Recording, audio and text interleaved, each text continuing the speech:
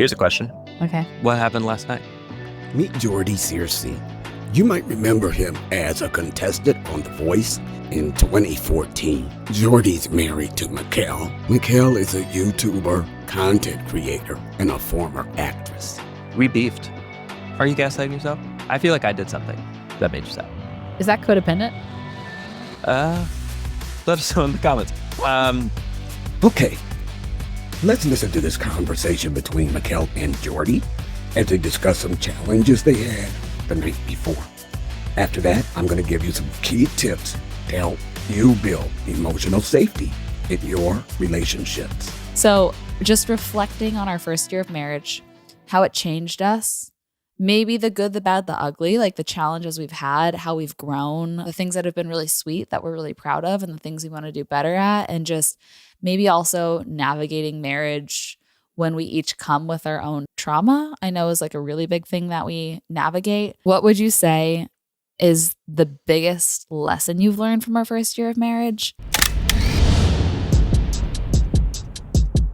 There were a lot of things in my life that choices that I made and things that happened to me that generally made me closed off and guarded. And I kind of developed my personality was like a mean was holding a mean mug the whole time. Really? Yeah. The isolation of COVID and removing myself from this community of musicians in Nashville that I had lived life with in my early 20s, being in a really tough relationship, living in a van. I had a few physically traumatic things that happened that really completely changed my personality and kind of gave, contributed to that mean mug determination. You became a little jaded. Yeah. Jaded and just on guard, perhaps? Yeah. On guard times 1 billion. Yeah. I still sometimes get easily triggered into fight or flight. There was one tour where I was having panic attacks pretty frequently. Yeah. Just because I couldn't comprehend that people knew who I was that I didn't know, and they knew things about me, and a lot of it they wanted to talk to me about really big, heavy, spiritual things. That was all really intense. And so I developed I have a lot of walls against people that I didn't know that knew my music. Yeah, see, Jordy had his own trauma. Now, I've never heard him speak about some of the things that happened to him, but I know one thing is he was coming off of a very long-term relationship. And at the time, he was pillar to post and he was living in his van by choice. And he said that something had happened to threaten him physically. So I wanted you to see Jordy's side of the trauma here. So you have two traumatized people that had long-term relationships break up. And I'm sure that it was messy for each of them. Let's move on to the next section. Being married to you has just I've just gradually seen those guards come down kind of one by one. Gradually, I think you just being very sweet and very loving and very accepting and just generally kind to me and reinforcing that in my everyday me being myself, I can't mess this up because I know that you love me and are there for me and support me, And that's extreme trust. Extreme trust. Did you hear what he said? He pretty much said in so many words that she has created a safe place for him in the relationship so he can relax. He doesn't have to put on pretenses. He feels perfectly comfortable being himself. And so I think that has been a really huge thing for me in my life. So I've seen those defenses come down to the point where there were so many people on this last tour that were wow, that was the best show I've ever seen because you were so personable. You were talking to the fans. And then even my keyboard player, Jake, was yeah, it's really cool to watch you at shows because you genuinely care about the people that come to your shows. And I think that also because I feel safe enough to be myself. And I know it's these people can't take anything from me because I have everything I need here. So I'm not afraid of them in any way. Which is I'm fascinating. Way more open and way more and I think I also see yourself. You're much more yourself. You were kind of putting on not a caricature, but definitely like a mask. An armor. Yes, an armor. Mm-hmm. That's the biggest change that I have noticed in myself, apart from our relationship, just like me looking at myself as a person. I'm like that's a byproduct. That's like, oh, that's way different. Wow, that's powerful. He talked about armor. It was affecting him in his professional life. See, we don't understand how trauma affects us in all aspects of our lives.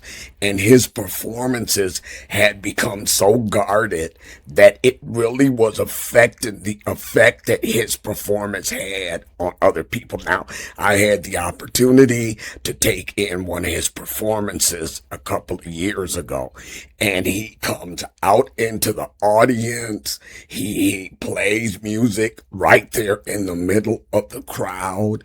He feels very comfortable. He'll answer questions.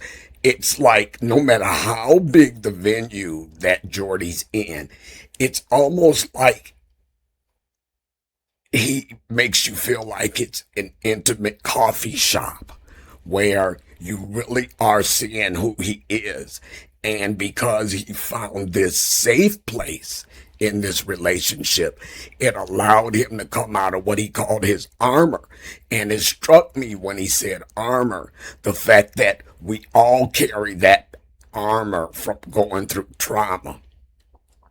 But each of us has to understand that it's not anybody else's responsibility to break through that armor. We have to decide to remove the armor. That's going to be our choice to do. And then anybody that loves us, at some point, they'll have to accept the fact that, okay, I'm going to be who I am, and hope and pray that someday you choose to remove the armor and become vulnerable in the relationship. Then we can avail ourselves of any safe place that someone who loves us has created. They can create that all day long. They can love us and be willing to accept us hook, line, and sinker. But until we choose to remove the armor, until we choose to become vulnerable enough to take advantage of that safe place, that safe place doesn't benefit us. That's the biggest surprise from our first year of marriage for you. That you exist at all, that the most wonderful girl in the whole world exists, and that girl wants to like hang out with me consistently is the biggest surprise. This girl loves you deeply. I know. This girl comes with baggage. I was fully aware, maybe more aware than you were. Yeah, I definitely was Delulu and thought, no, yeah. I'm totally fine. Yeah, but that is not the surprise, by the way. Just to let you know, I'm not surprised by that. I'm like, oh yeah, no, it's par for the course. You basically said that to me last night where I had some sort of a reaction to something, and you said, I'm just letting you know, like, it's okay. I signed up knowing that you were a girl that had a story and that you would have feelings sometimes that were brought up. And that realistic point of view is powerful here and anywhere, because he knew she had a story. He knew that she was fresh off of a divorce. He knew all the things that she had gone through in that divorce, which is everything that was related in last week's vignette. All of that had gone on. All of that affected her. And she talks about it on her channel. But this is what I want you to hear. Back in 2022, she did a Ask the Boyfriend Questions episode on her channel. And what struck me out of the entire episode is they were answering questions that people had posted for them on Instagram.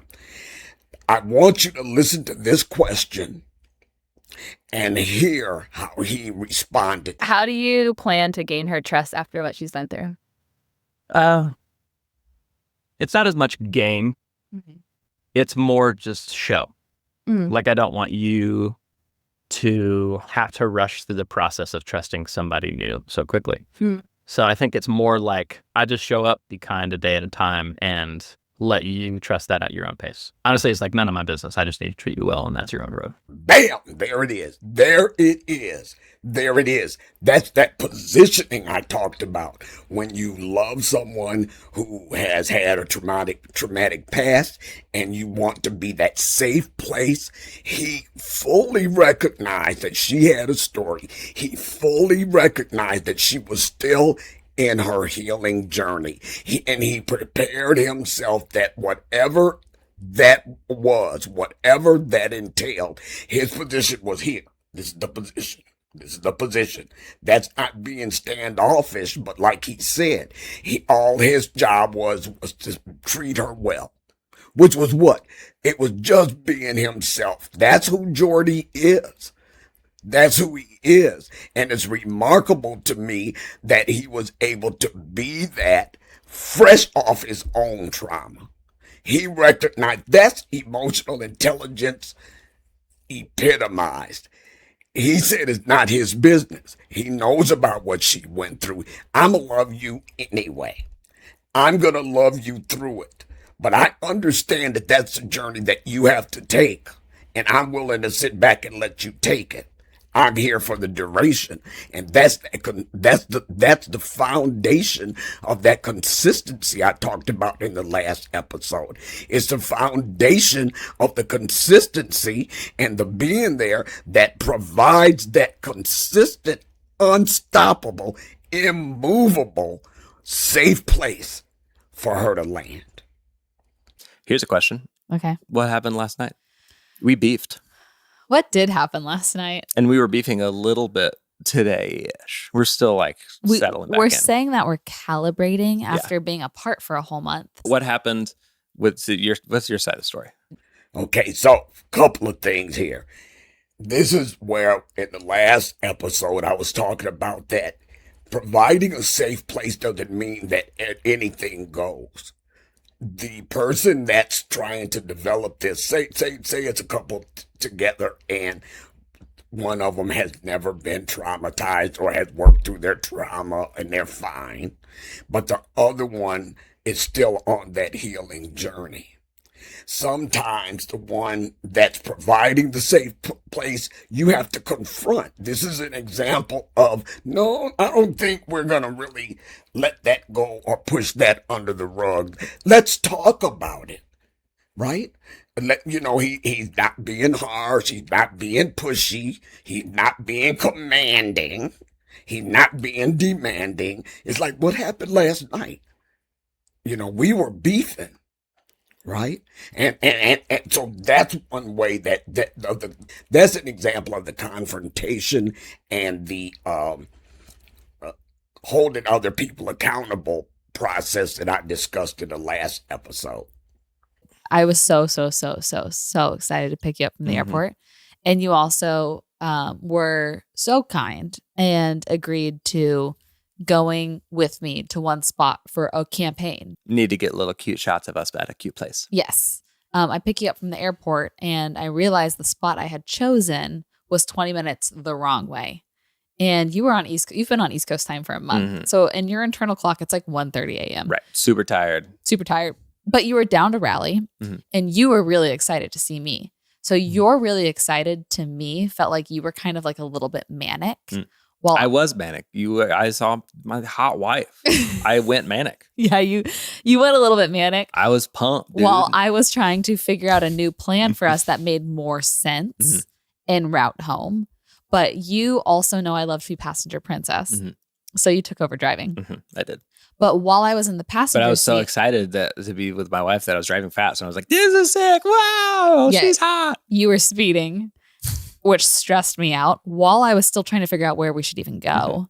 And every spot I looked up had already closed at 9:30 p.m., which was crazy. Yeah. And you in work mode? Me in work mode, I'm a different person. I'm not present. I'm like, I have a job and I have to get it done.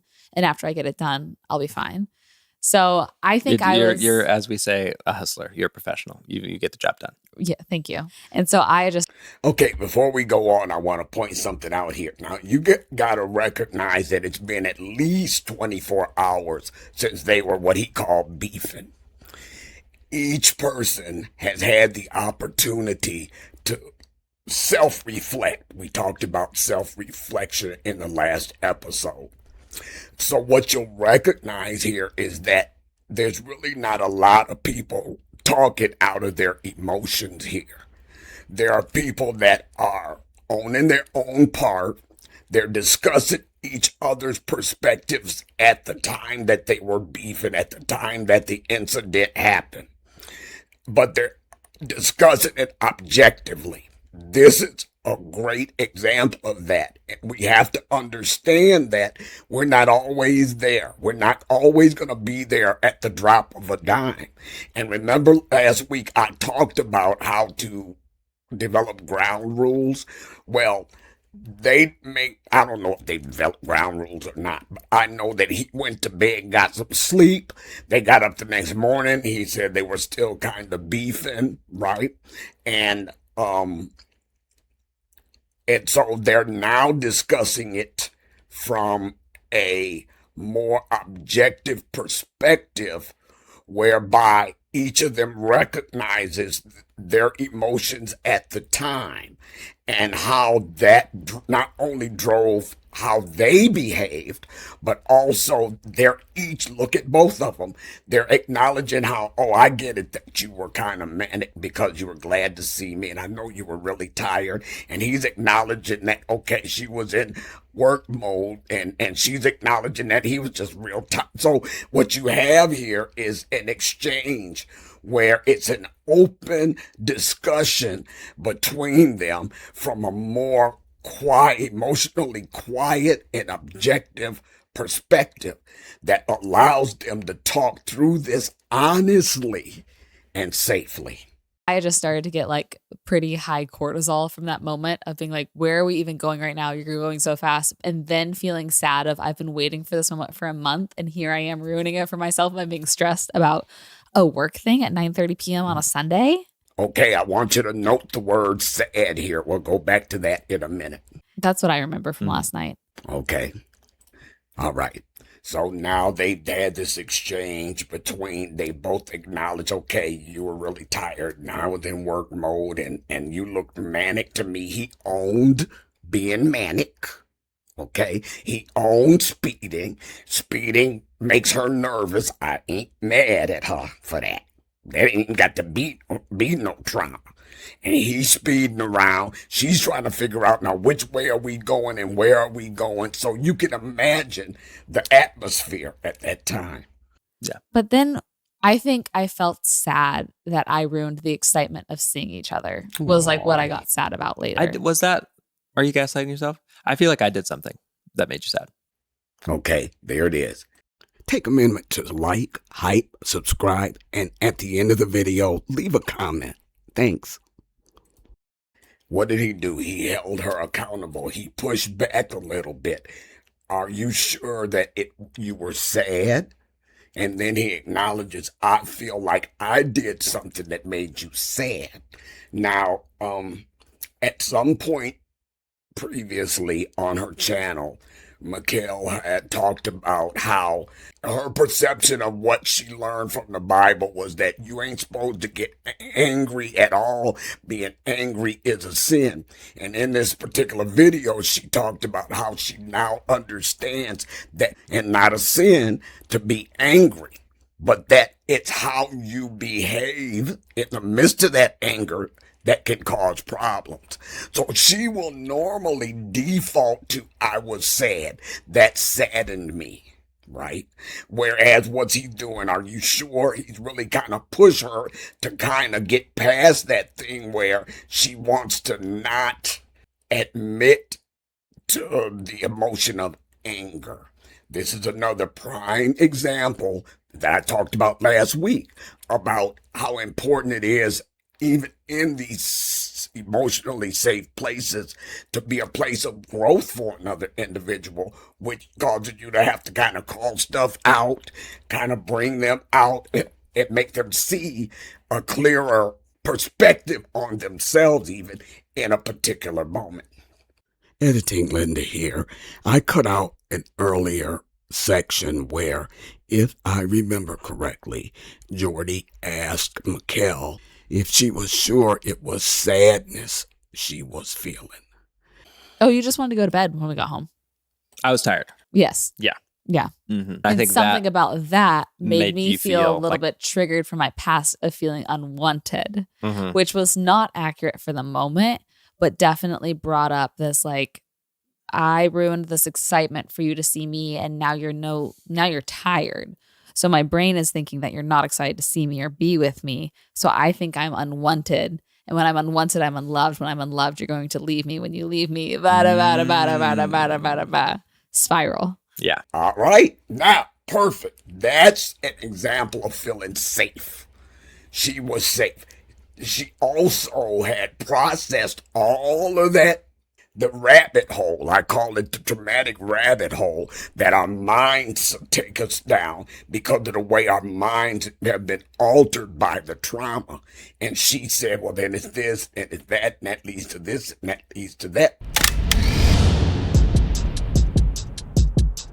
In order for you to have a deeper understanding of the dynamics of what's being discussed in these moments, I want you to hear directly from Michel about what she went through in her previous marriage.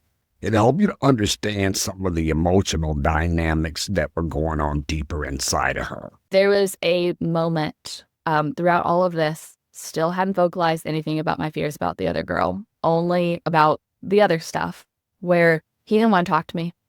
And I was like, we can't just keep not talking. Like, we have to figure this out. And I went and I followed him into the garage and I sat on the floor and I was like, we need to talk. And he exploded, got very angry and was holding a hammer. And he threw this hammer as hard as he could in my direction and I just started screaming. This was the first time where I realized, like, I don't even feel physically safe in my marriage. I didn't feel emotionally safe or protected or cared for. But this is a turning point to where I don't know this man anymore. And that could have killed me if he aimed a foot to the left. And it was the only time in my life I ever had a panic attack. I don't want to talk about it. But that for me was a huge shift because I was like, feeling emotionally unsafe is something that I can deal with and work through. I'm not saying that you should, but that was my thought at the time.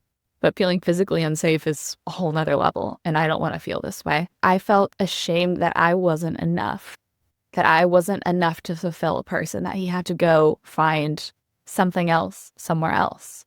And looking back, like, I was hurt that there was no emotional intimacy and there was no physical intimacy, because it's like, what am I not good enough? You know, like, God, that hurts. That hurts to think about. Y'all, what could have been wrong with that fool? Come on. Look at her. I mean, she's a beautiful woman. It's so rare to find physical beauty, high intelligence, and just a sweet individual who deserves so much better than that. And I think she found that in Jordy. So having gone through a number of years of that kind of treatment, where she's sitting there in the loneliness wondering, why am I not enough? What's wrong with me? Why am I not desirable? So you can see where his being tired and just going straight to bed might have been number one out of the ordinary for him in their relationship. But number two, she used the word trigger, it triggered that past pain. Remember, I think last time I talked about the big rubber band that's tied to the past that snatches you back. This is an excellent example of processing through all of that and then coming together and to discuss it. That's why that ground rule thing I talked about, where you agree to a safe phrase and that, then that gives y'all a certain amount of agreed upon time to kind of put it aside and process on your own before you come back together. This is an excellent example of that.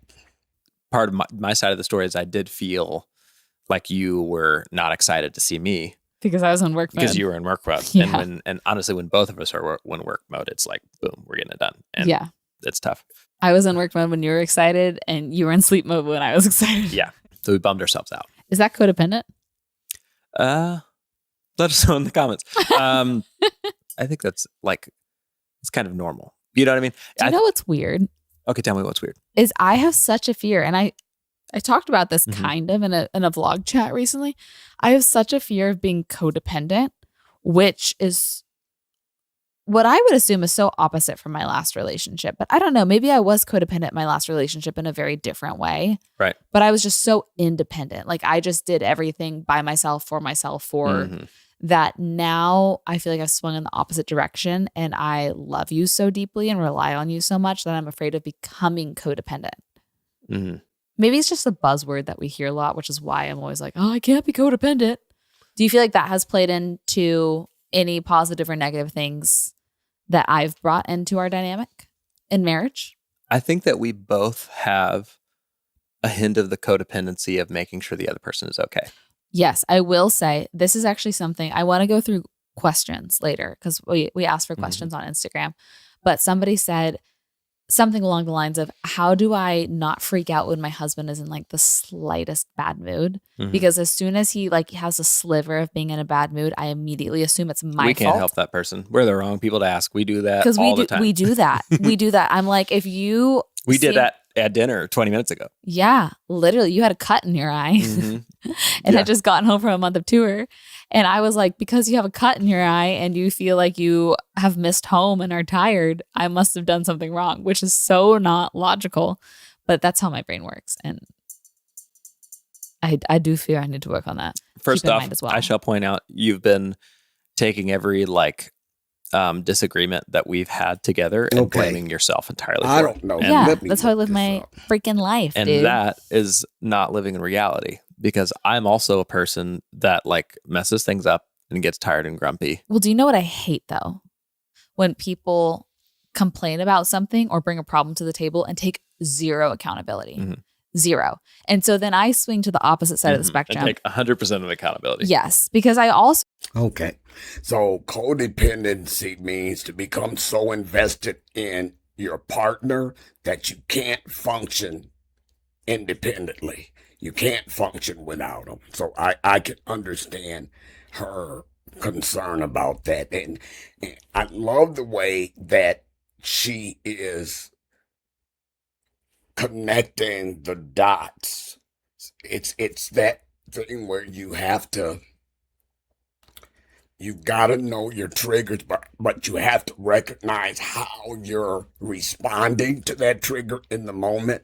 And I love the way that she explains all of that. Then she talked about the rabbit hole and her fear of being codependent, and then feeling like everything is her fault. Well, they both have that issue, but that comes with trauma.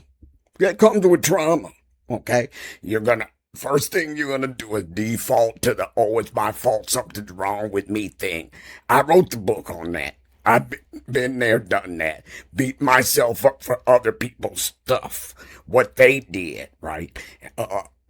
That positioned me to be able to be gaslit about it being my fault if they so choose to do that. There wouldn't be no argument from me. So this is an excellent example of Michel understanding her inner workings, understanding her trauma, and understanding how that plays out in the here and now. So that means she can separate the past from the here and now. Past gonna creep up, rubber band gonna get tugged. Whether or not you allow it to snatch you all the way back there, it's up to you and each individual situation. So this is just an excellent example of they both have created this safe place for both of them to be. They're being totally vulnerable here. I believe in my mind that if I take accountability and can figure out what is wrong, then I have the sole power to fix it and to make it better. And that's all I want to do. But I also don't want to be a person that is like unaware of their own flaws and just plays victim and blames everybody else. But you're so far from doing that You will never ever do anything like that ever. And that's just the truth. I don't know. I know. I know. I don't know. I know. Okay. Yeah. What were we even talking about? To set the record straight, Mm-hmm. I think we had equal parts in us beefing last night. And then maybe I don't even think beefing was the word. I think I just got beefing to me a feels little like sad. Yeah. We do have a little bit of back and forth. There's a little bit of like there's misunderstanding. Misunderstanding feels right. Misunderstanding, and then getting sad and slightly angry at the other person because of misunderstanding. I felt no anger, for the record. I did feel some sadness. Yeah. Okay, you notice he didn't let it go. There was him holding her accountable, making sure she's not gaslighting herself. He said, because remember he told her, yeah, I understand you think like that, but that's not dealing with reality. See there? That's that accountability. That safe place is not a place for somebody to just wallow in their triggers and have somebody put up with it. That's not what that's all about. Like I said, prime example here of him bringing truth to her, even in this safe place. And I think that that's a place where we can grow. Yeah. What do you think are like the pros and cons that you've noticed from us? Like things that we could work on when we go apart versus come together versus things that like we could work on when we're together all the time and maybe potentially taking each other for granted or who even knows what? Yeah. I think in general, it is not a bad thing to spend a little bit of time apart in a marriage. Yeah. It's like there's something exciting about like, a little bit of independence when we're usually like change of pace is exciting for a bit. Yeah. But I genuinely feel like in my work, I would be really excited to go on tour, do 5 shows a month, every month, and just like go out for a little bit because then it would be really fresh. I do think it was like I have such a sense of home with you. And in this place, I haven't lived in one spot. I didn't live in one spot for a very long time. And my home was on the road wherever I was with whoever I was with. And that got really like sad and lonely and painful and exhausting. Like I wrote a song during that period. I was like, I just need a place to rest my heart. Rest in your heart. That's the place we all want to be. Give me 3 descriptors of the new Moko that you are becoming.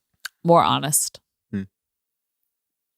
I'm not afraid to actually say what I think and to, stand up. Yeah. And maybe pick a fight occasionally. Yeah. And share your feelings. Share my feelings, even if they're messy. Well done, Jordy. Note how Jordy has a well-placed pushback. It was subtle, but very well placed.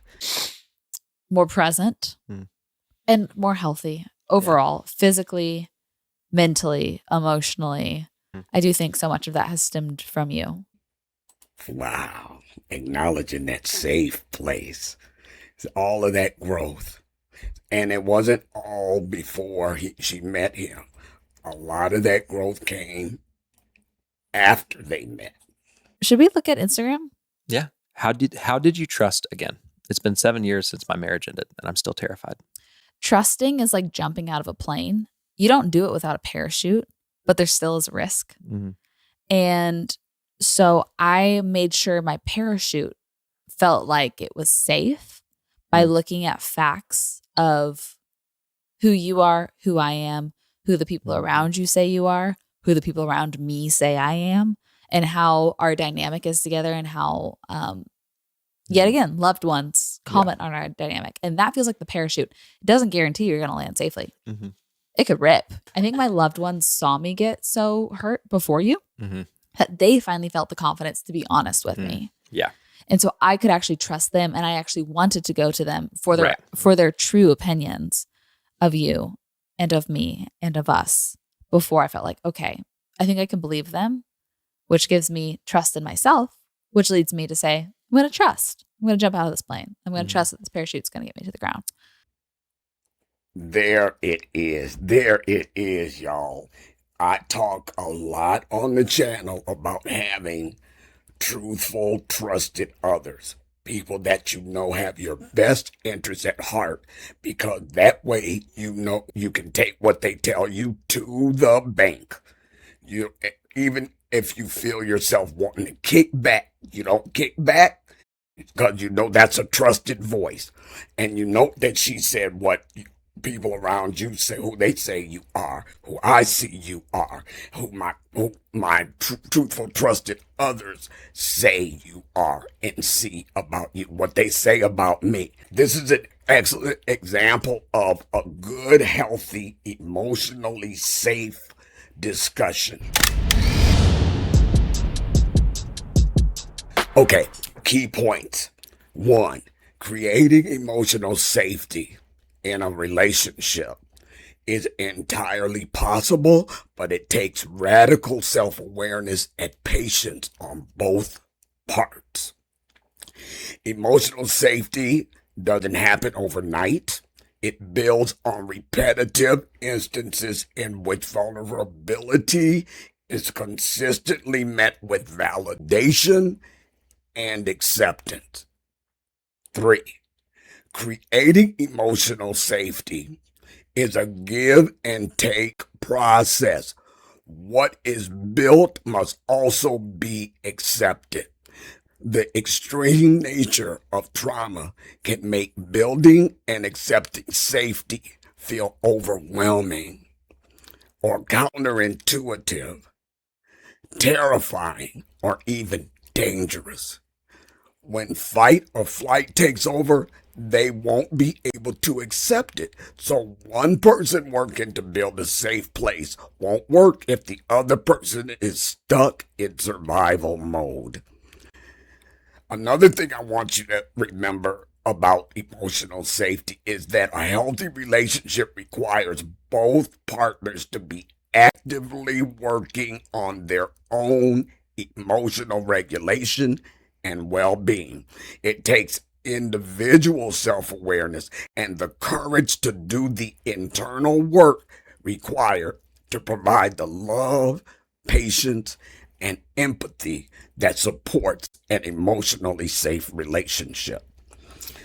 Finally, healthy boundaries are important when navigating that thin line between being supportive and becoming a casualty of unhealed wounds. That's where the accountability and the challenging things that we just saw demonstrated comes in. So as you begin to build your relationships, keep following along this road map. We've laid the groundwork. We have seen an example of it playing out in a relationship. Now we're going to get into building the roadmap. All that has gone before episode 1 and episode 2 were just like programming your GPS, where you have now told it your current location. Now we're going to take that road trip together as we build emotional safety in your relationship. And be sure to download your Knowing Your Triggers workbook. It's free. Just click the link in the description and the pinned comment below. I'm looking forward to seeing you in the next episode. Always remember, your greatest power is realized in the truth of who you are. And if you missed the last episode, be sure to see this next one.